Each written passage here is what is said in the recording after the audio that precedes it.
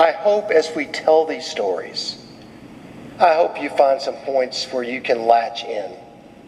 I hope the Spirit leads you to some points where you might connect, where you might remember, you might say, you know what, maybe my family isn't so bad, or maybe like, yeah, I know how that feels. Maybe there's some of that. Or I hope you find some places where you find connection. But I'll tell you a couple things as I was working through this week and thinking about it.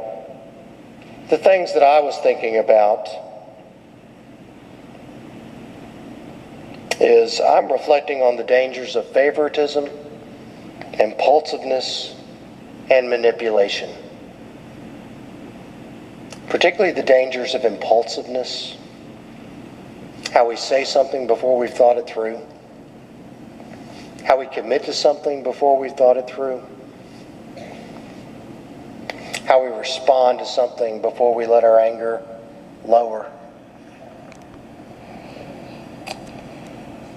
Thinking about manipulation, because there's so many ways we try to manipulate people, we don't even know we're doing it.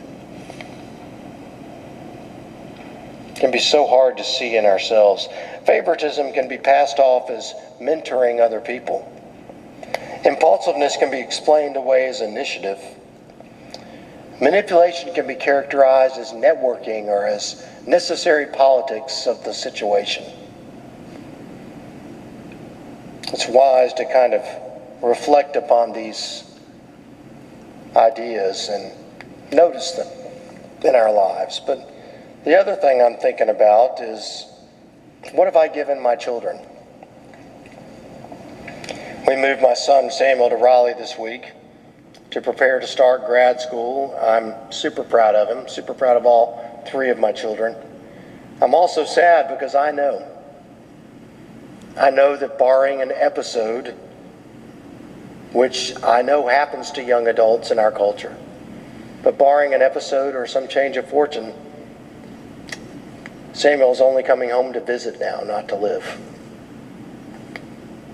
That's a little hard to take. I know many of you have been there. And sometimes they still come home because that's the way life works now. That's a hard pill to swallow, and it's got me thinking about what I've given them. It's got me thinking about the truth that the time is rapidly approaching where James, Samuel, and Elizabeth will make way more decisions for me than I will make for them. And how will I handle that? How will I respect them in those moments? Thinking about a lot of things as we think about this biblical family. You know, the Shepleys are a family. Our church, we're a family. Our lives are all impacted by the episodes that happen between all of us.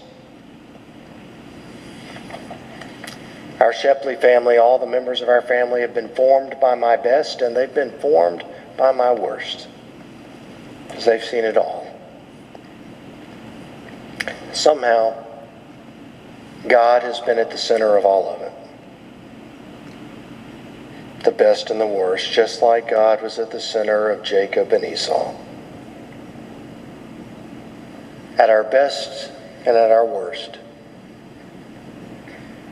God is there.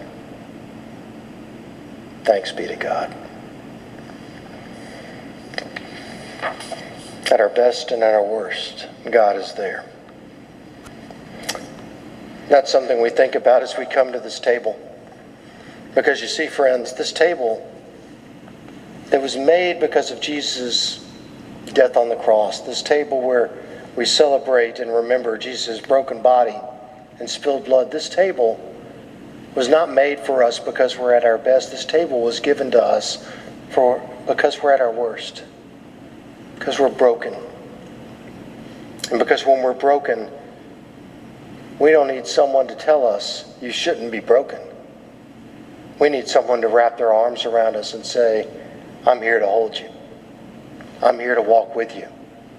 And I'm here to show you what life in the kingdom of God looks like.